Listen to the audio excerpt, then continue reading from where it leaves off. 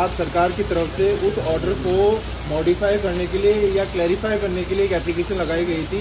उस ऑर्डर में ये लिखा गया था कि एजी साहब की सहमति है याचिकाकर्ताओं के तर्क से कि इस पूरे प्रोसेस की शुद्धता और पवित्रता नहीं बची है।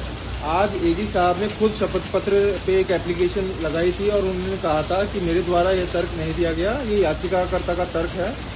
कोर्ट ने सारी दलीलों को देखते हुए उस ऑर्डर को मॉडिफाई करा है और कहा है कि याचिकाकर्ता का तर्क है कि पूरा प्रोसेस विशीट हो गया है और एजी साहब ने जो बाकी मुद्दे हैं, जैसे हम देरी से कोर्ट आए और ये सारी चीज़ें हैं, इस पर उन्होंने सुप्रीम कोर्ट के जजमेंट्स रखे और वो सारे तर्क आज हुए। कोर्ट का जो रुख था, कोर्ट ने कहा कि क्या सरकार ये नहीं मानती कि जो पूरी प्रोसेस है उसमें शुद्धता नहीं बची है। जब दो आरपीएससी मेंबर उनके बच्चों को पेपर पढ़ाया गया, उसके बाद भी व्हाट्सएप पे पेपर का प्रचार प्रसार हुआ, तो क्या सरकार ये नहीं मानती है। एजी सर का तर्क था कि सरकार का यह कहना है कि पेपर इतने बड़े लेवल पे आउट नहीं हुआ कि हम रद्द करने की स्थिति में पहुँचे। सुप्रीम कोर्ट के जजमेंट वो बता रहे थे कि कैंसिलेशन आखिरी रास्ता होता है जब कुछ भी ना बचे, कि हमसे बिल्कुल वर्गीकरण नहीं हो सकता। इसलिए कोर्ट ने इन्हीं बातों को देखते हुए उस ऑर्डर को अभी मॉडिफाई करा है और इसमें बहस कल भी जारी रहेगी।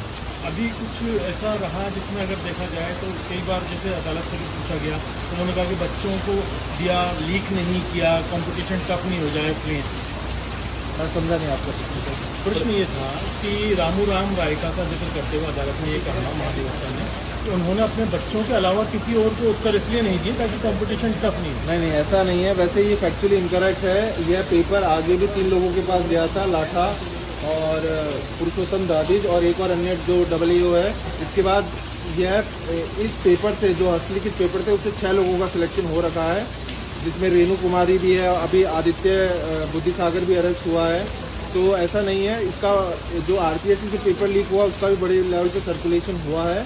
अभी केवल प्रिलिमिनरी ऑब्जेक्शंस पे बहस हो रही है, मेरिट पे हम भी बहस करेंगे और आगामी दिनों में और इसमें बहस होगी। अभी देखिए, गोल घुमाने की बात नहीं है, न्याय तर्क की बात है। वह भी अपने तर्क रखेंगे और तर्कों में सारी चीज़ें आती है कि हम डिले से क्यों आए और वो आए, और इसका हमारे पास भी जवाब है।